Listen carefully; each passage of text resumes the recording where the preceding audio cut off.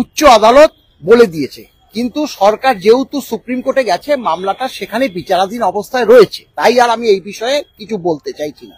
এখন যেটা কালকে 4% ডিক্লেয়ার করার পর মাননীয় মুখ্যমন্ত্রী যে সাংবাদিকদের উদ্দেশ্যে যে বার্তা পরিবেশন করলেন, তাতে আমরা বুঝলাম যে মাননীয় ডিএ বা বেতন কমিশন নিয়ে তিনি কিচ্ছু জানেন না, আর না হলে মিথ্যা বার্তা পরিবেশন করেছে সাধারণ মানুষকে বিভ্রান্ত করার জন্য। সরকারি কর্মচারীরা জানে, সাধারণ মানুষ তো জানে না। দেখুন কেন বলেছি, তিনি বলেছে যে বামফ্রন্ট সরকার চলে যাওয়ার পর আমরা 125% মহার্ঘ ভাতা দিয়েছি। সর্বৈব মিথ্যা। যদি বলেন কেন, কারণ বামফ্রন্ট সরকার পঞ্চম বেতন কমিশনে 8 কিস্তি ইকুয়াল 35% মহার্ঘ ভাতা দেওয়ার পরে তারা 1-12-10 দেওয়ার পরে তারা বিদায় নিয়েছে।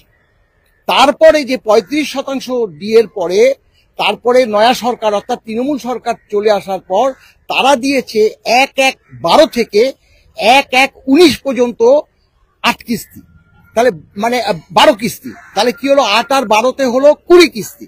কেন 20 কিস্তি বললাম, কারণ একটা বেতন কমিশন স্বাভাবিকভাবে 10 বছর চলে, আর 10 বছর মানে বছরে 2 কিস্তি দিয়ে 10 × 2 = 20 কিস্তি।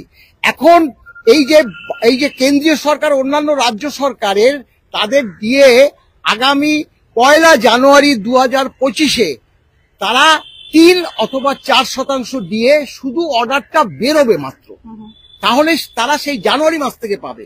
অর্থাৎ 25 জানুয়ারি থেকে তাদের আরো 4% হলো, তাহলে ছিল 53 হলো 57। তাহলে 57 যখন তাদের জানুয়ারি মাসে হলো, তখনও আমরা কিন্তু সেই একই 39% ডিএতেই আমরা বাকি ডিএতেই রয়ে গেলাম। এটা দেখুন ডিএর ব্যাপারটার কথা বলছি, না হলে দেখুন এইচআর এর কথাটা বলছি। এইচআর হচ্ছে বাড়ি ভাড়া। এই যে আপনি অফিসটা দেখছেন, অর্ডিন্যান্স ফ্যাক্টরি অফিসটা A1 সিটির মধ্যে থাকাতে তারা 30% বাড়ি ভাড়া ভাতা পায়। আমরা পেতাম বাম আমলে 15%, এখন 12%। তাদের শিক্ষা ভাতা আছে, হোস্টেল ভাতা আছে এবং ট্রান্সপোর্ট অ্যালাউন্স আছে, যেটা ধরুন আমরা যে যাতায়াত করি তার সেগুলো আমরা ছেড়েই দিচ্ছি। কিন্তু ডিএটা all India consumer price index অনুসারে হয়, এটা আমাদের হক পাওনা। আজকে এই ডিএর দাবিটা মারাত্মকভাবে উঠেছে এই কারণে, যেহেতু একদম উচ্চ আদালত সম্পূর্ণভাবে বলে দিয়েছে যে এটা মৌলিক দাবি, সাংবিধানিক অধিকার, অতএব সরকারি কর্মচারীদের দিয়ে দিতেই হবে। একবার না ম্যাডাম, একবার না, দুবার না, তিনবার না, চারবার না, 6 বার আমরা জিতেছি। সরকার ইচ্ছে করে মামলাটাকে ডিলে করার জন্য সুপ্রিম কোর্টে নিয়ে ফেলে। আগামী দিনে কি চাইছেন?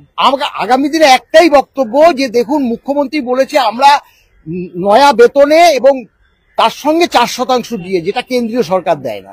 এসব কথা একদম মানে ঘোড়ায় হাসবে, পরিষ্কার কথা। আপনারা কি চান? আমরা চাইছি যে একদম কেন্দ্রীয় হারে, মানে কেন্দ্রীয় হার বলতে কি, all India consumer price index অনুসারে মহার্ঘ ভাতাটা রাজ্য সরকার সামগ্রিকভাবে কর্মচারী সমাজকে মিটিয়ে দিক।